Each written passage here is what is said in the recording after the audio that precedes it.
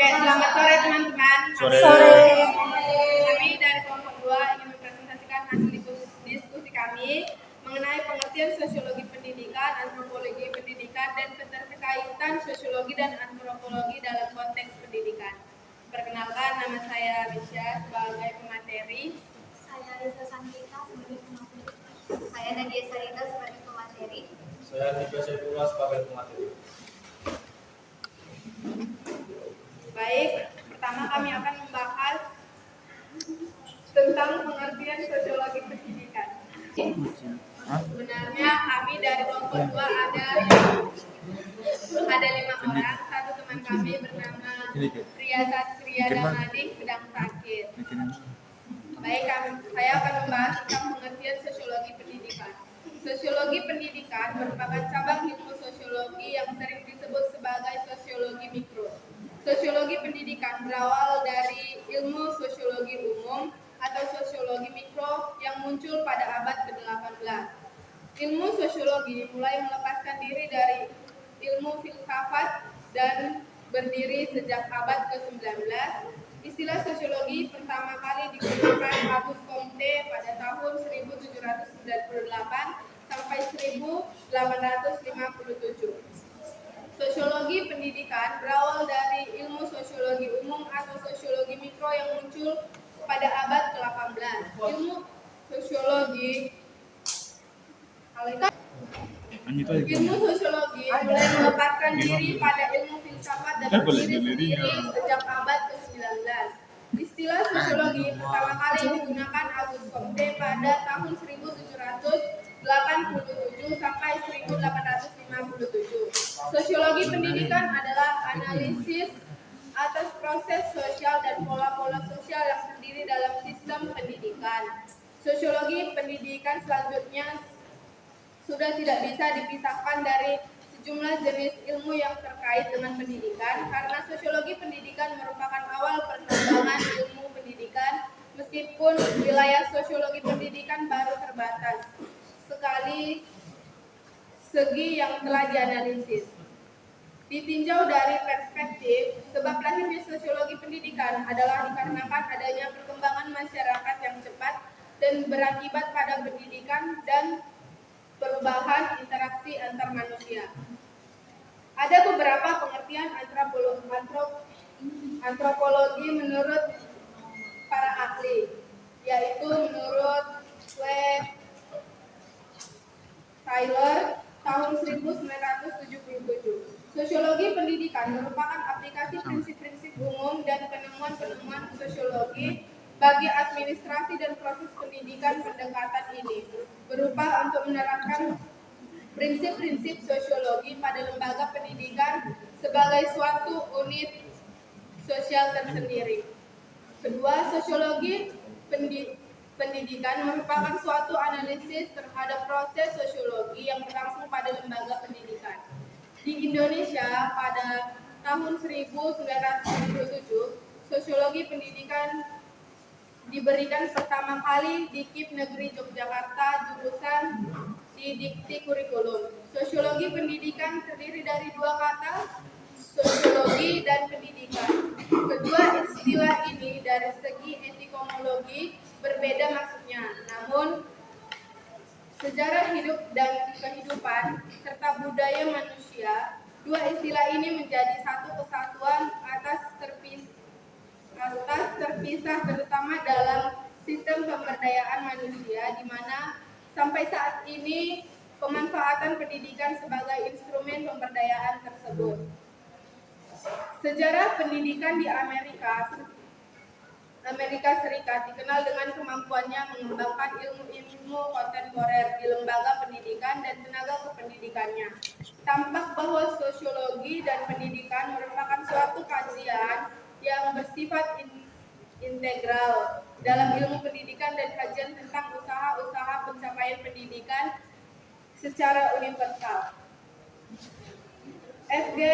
Robbins dan Brown tahun 1961 mengatakan bahwa sosiologi pendidikan sebagai ilmu yang membicarakan dan menjelaskan hubungan sosial yang mempengaruhi individu untuk dapat mengorganisasikan pengalaman sosiologi pendidikan, mempelajari kelakuan sosiologi dan prinsip-prinsip mengontrolnya. E.G. Payne 1928 secara spesifik memandang sosiologi pendidikan sebagai studi yang komprehensif tentang segala aspek pendidikan dari segi ilmu yang diterapkan. Bagi Payne, sosiologi pendidikan tidak hanya meliputi segala sesuatu dalam bidang sosiologi yang dapat dikenakan analisis sosiologi. Tujuan utama adalah memberikan para pendidik, para peneliti, dan orang-orang yang mempengaruhi perhatian terhadap pendidikan, latihan yang serasi dan efektif dalam sosiologi yang dapat memberikan kontribusi pada pemahaman lebih mendalam tentang pendidikan. S. Nasution 2009 menuturkan bahwa sosiologi pendidikan ialah ilmu yang berusaha untuk mengetahui cara pengendalian proses pendidikan untuk mengembangkan kepribadian individu agar lebih baik. Dengan sosiologi pendidikan diartikan sebagai ilmu yang mendeskripsi dan menjelaskan tentang lembaga-lembaga kelompok, proses sosial di mana terdapat suatu hubungan sosial, di mana dengan interaksi sosial individu memperoleh dan mengorganisasikan pengalamannya. Sekian dari saya, akan dilanjutkan oleh teman saya. Baiklah, saya akan menunjukkan ciri-ciri sosiologi pendidikan.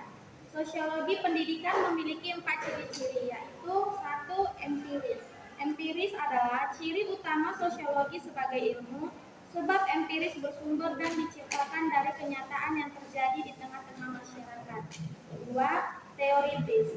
Teoritis adalah peningkatan fase penciptaan yang menjadi salah satu bentuk budaya yang bisa disimpan dalam waktu lama dan dapat diwariskan kepada generasi muda. Yang ketiga, kumulatif. Kumulatif adalah sebagai akibat dari penciptaan terus-menerus sebagai konsekuensi dari terjadinya perubahan di masyarakat yang membuat teori-teori itu akan berkumulasi mengarah kepada teori yang lebih baik. Yang keempat, non-etis.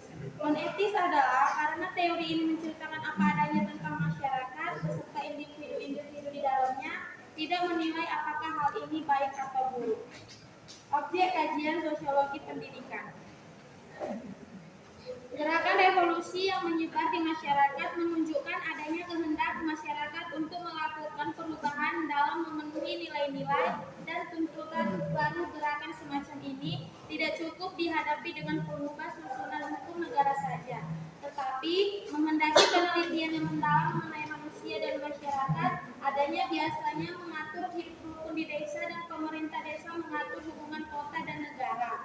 Seolah-olah sejalan dengan tujuan negara barat pada umumnya di mana pemerintahan bisa banyak otoritas pencabulan kehidupan sehari-hari masyarakat. Pemerintah demikian merupakan lebih suka di negara-negara barat merdeka sebagaimana sejarah berbeda dalam perkembangan bagi tiap bangsa, maka corak masyarakat yang tidak lain daripada sebuah sejarah bangsa masing-masing berbeda satu sama lain, tiap masyarakat hidup dan bergeser. Bebas tidak tergantung pada masyarakat lainnya, sekalipun tetap mempengaruhi baik secara nasional maupun internasional, melewati media massa radio, televisi, koran, majalah, buku, film, dan lain-lain. Tugas sosiologi pada umumnya. Unsur-unsur umum yang berlaku pada masyarakat manapun agar dapat memenuhi panggilan sosiologi sebagai ilmu studi sosiologi bertalian dengan bentuk serta pertumbuhan dan perkembangan masyarakat menurut coraknya masing-masing. Contoh kasus sosiologi pendidikan dalam sekolah. Ditinjau dari segi etimologi, istilah sosiologi pendidikan terdiri dari 2 kata, yaitu sosiologi dan pendidikan. Sepintas jelas bahwa sosiologi karena situasi pendidikan adalah situasi hubungan dan pergaulan sosial, yaitu hubungan dan pergaulan sosial antara pendidik dengan anak didik, pendidikan dan pendidik anak-anak, dan anak-anak pegawai dan pegawai-pegawai dengan anak-anak. Hubungan dan pergaulan sosial ini secara totalitas merupakan suatu bentuk keluarga, ialah keluarga sekolah, di mana dapat tumbuh dan berkembang di masyarakat. Dalam sosiologi pendidikan terdapat sosiologi dan pendidikan yang merupakan ilmu baru menggunakan Prinsip sosiologi dalam seluruh proses pendidikan meliputi metode organisasi sekolah, evaluasi pelajaran dan kegiatan. Sekian dari saya, terima kasih. Oke, baik, saya akan melanjutkan bagian tentang antropologi pendidikan. Yang pertama itu pengertian antropologi pendidikan.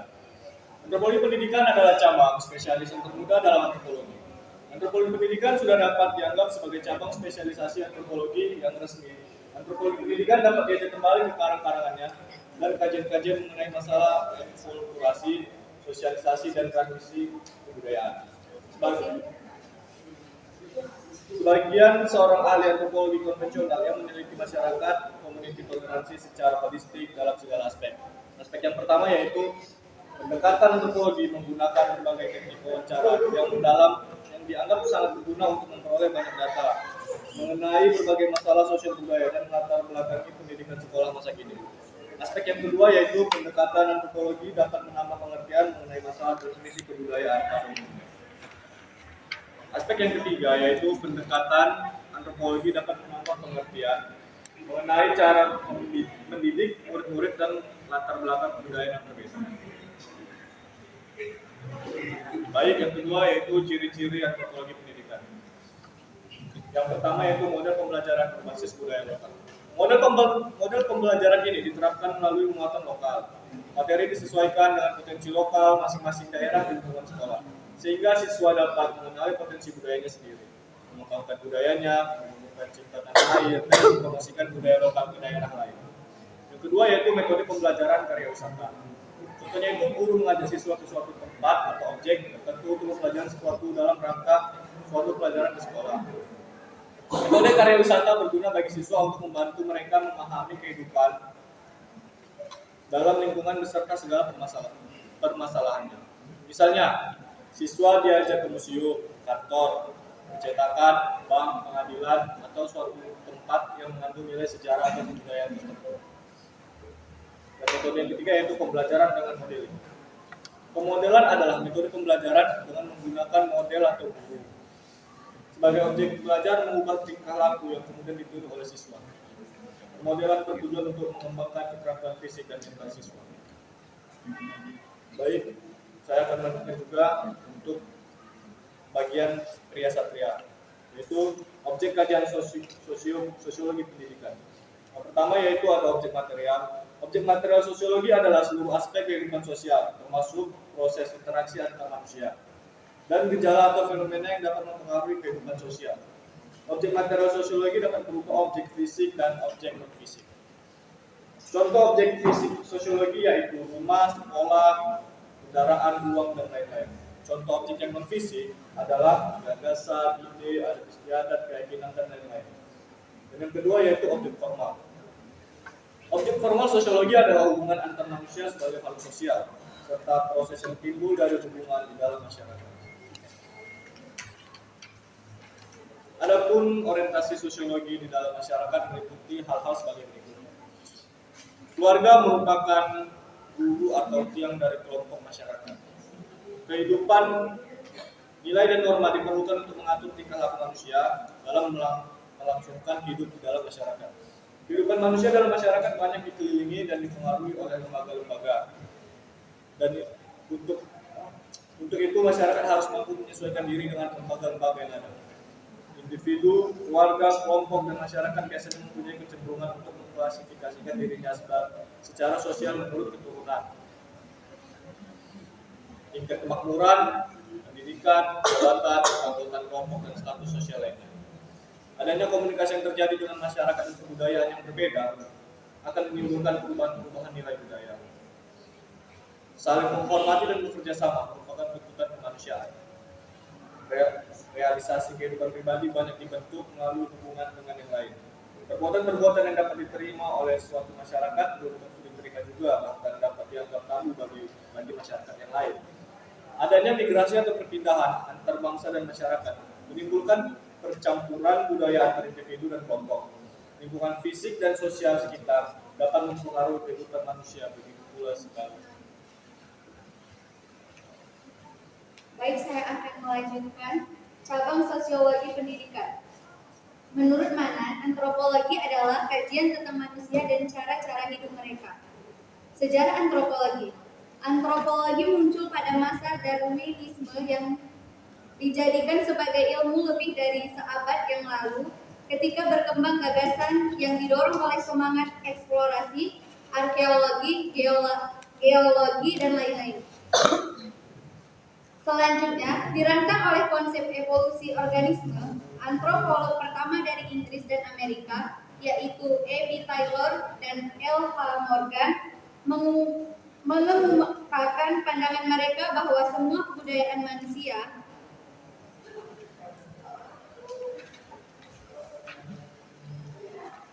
berkembang melalui tahap-tahap yang mengarah ke arah kebudayaan yang dimiliki oleh masyarakat Eropa dan Amerika. Tahap-tahap itu yaitu antropologi telah melampaui ilmu sosial lainnya dalam rentangan meteorologi. Yang kedua, antropologi mengkaji dan menghubungkan seluruh aspek kebudayaan sebagai suatu keseluruhan. Yang ketiga, antropologi mengkaji kebudayaan masa lampau, sekarang, dan masa yang akan datang. Yang keempat, antropologi mengkaji keseluruhan sejarah umat manusia sebagai bidang kajiannya. Kelima, antropologi menyadarkan kita akan keragaman budaya manusia dan berpengaruh dalam pendidikan terhadap perilaku dan kepribadian manusia. Yang keenam, antropologi yang ditampilkan kepada kita berapa banyak dan sedikit sifat manusia yang dapat diubah. Yang ketujuh, antropologi lebih memahami tentang kelompok daripada perorangan. Kedelapan, antropologi tidak menggali secara mendalam sifat manusia secara individu, demikian juga terhadap alam bawah sadar manusia. Untuk memahami hal-hal antropologi tersebut, harus meminta bantuan pada ilmu lain, seperti ilmu agama, ilmu jiwa, drama, dan novel. Yang kesembilan, antropologi memberikan kontribusi terhadap kajian tentang manusia, tetapi tidak berprestasi bertanggung jawab secara sendiri terhadap kajian tentang manusia. Selanjutnya, keterkaitan sosiologi dan antropologi dalam konteks pendidikan.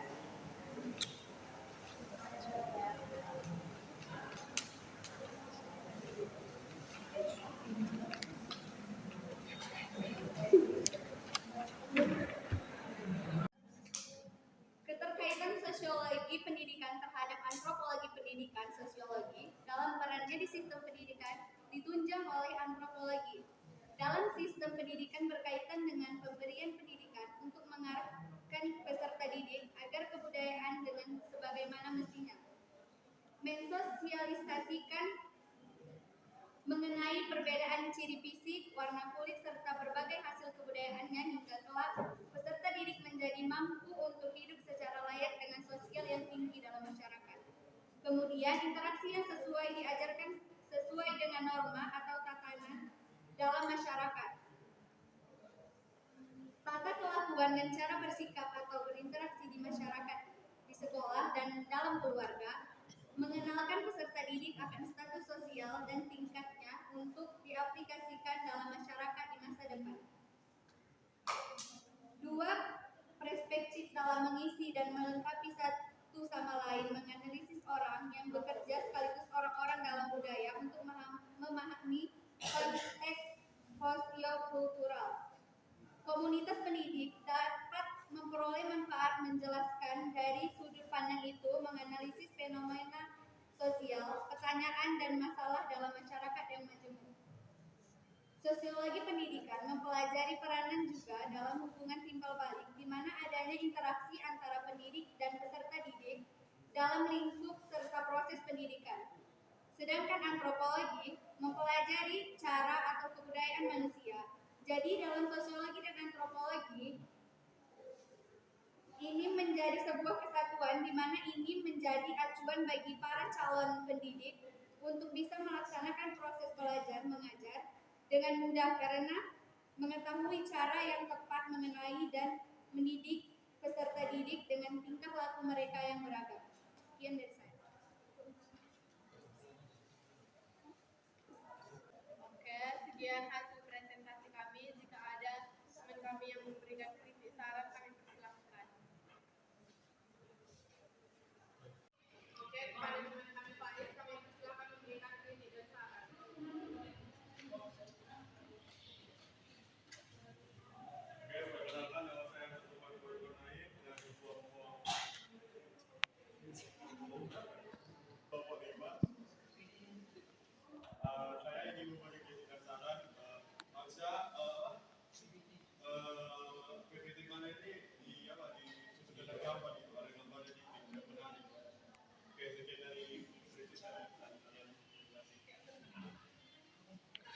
kami mengucapkan terima kasih kepada Pak Is.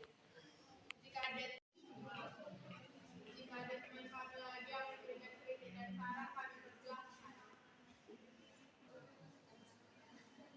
Oke, kepada teman kami persilahkan bagi yang ingin bertanya.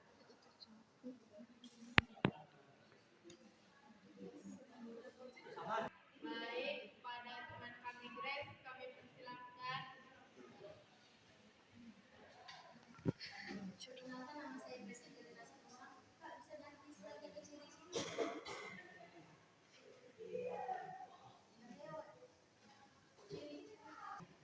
Penjelasan dari ciri-ciri sosiologi pendidikan ini kalian sederhanakan kembali. Karena kan tadi menjelaskannya itu menggunakan kata-kata baku, jadi kami susah mencernanya dengan baik. Dan berikan dari masing-masing ciri-ciri itu berikan salah satu contoh. Terima kasih. Oke, baik. Kepada teman kami Nirwana Dewantari, kami persilahkan untuk bertanya. Perkenalkan, nama saya Nirwana Dewantari Putri dari kelompok 1. Saya ingin bertanya, sosiologi pendidikan memiliki ciri-cirinya. Dari ciri-ciri tersebut, coba sebutkan contoh-contohnya dari ciri-ciri. Terima kasih. Oke, baik. Kepada teman kami, diam dulu Kak Edo. Kami yang ingin bertanya kembali, kami persilahkan.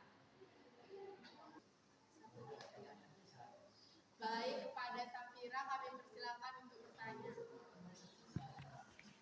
Saya Sakrana dari kelompok 6 ingin bertanya, apa pengaruh antropologi pendidikan dan dampaknya itu kepada peserta didik? Baik, kepada teman kami Rizky, kami persilahkan. Kenalkan, nama saya Rizky Ferdinand Samas dari kelompok 5. Ingin bertanya, apa tujuan dari ilmu sosiologi dan antropologi? Ya. Baik, kami dari kelompok 2 meminta izin untuk menjawab pertanyaan dari teman-teman kami.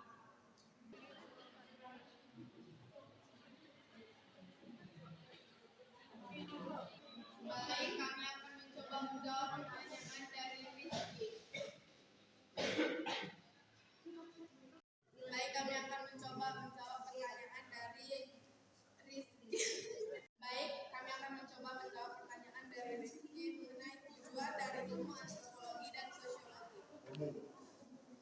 Tujuannya dalam antropologi yaitu untuk mengembangkan pengetahuan tentang manusia baik secara fisik, biologis maupun secara sosial. Dalam sosiologi untuk memudahkan para ahli mengetahui sifat sosial manusia dalam masyarakat. Haris menerima jawaban dari kami. Jadi apakah ilmu sosiologi itu hanya untuk para orang-orang yang tadi dibilang belajar atau orang pintar? Baik, apakah Haris menerima jawaban dari kami? Ya, saya menerima jawaban. Baik, terima kasih. Kami akan mencoba menjawab pertanyaan dari Safira. Pertanyaan dari Baik, teman kami Nadia akan mencoba menjawab pertanyaan dari Safira dari kelompok 6.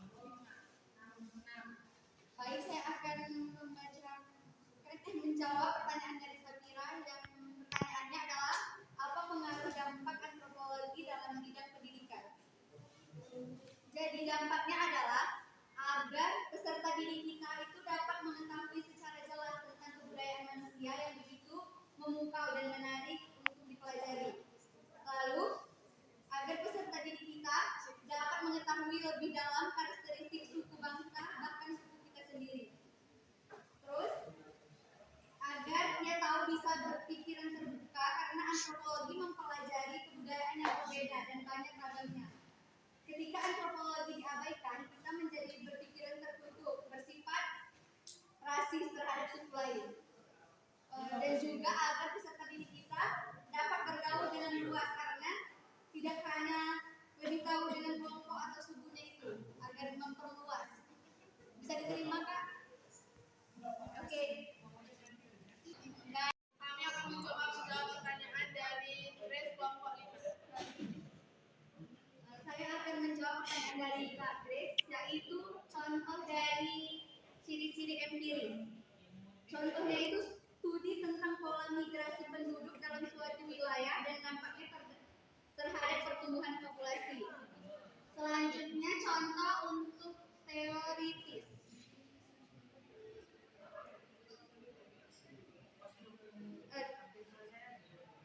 Contohnya itu adalah ilmu pengetahuan yang selalu berusaha menyusun kesimpulan dari hasil observasi. Abstraksi atau kesimpulan ini digunakan untuk menjelaskan hubungan sebab akibat sehingga menjadi teori. Kemudian contoh dari kumulatif. Sosiologi. Sosiologi bersifat kumulatif, disusun atas dasar teori yang telah ada, kemudian diperbaiki dan diperluas untuk memperkuat teori terdahulu. Bisa diterima kan?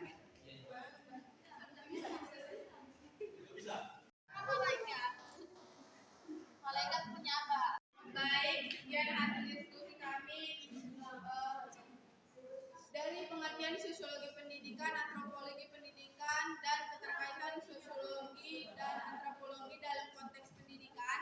Kami mengambil kesimpulan berdasarkan pembahasan sebelumnya. Dapat disimpulkan bahwa sosiologi yang Baiklah, saya akan menyimpulkan dari teori kami tersebut. Kesimpulannya yaitu, berdasarkan pembahasan sebelumnya dapat disimpulkan bahwa sosiologi yang pendidikan lebih mempelajari interaksi antara pendidik dan peserta didik. Sedangkan antropologi mempelajari cara kebudayaan manusia, namun keduanya memiliki hubungan dan keterkaitan yang saling berhubungan satu sama lain.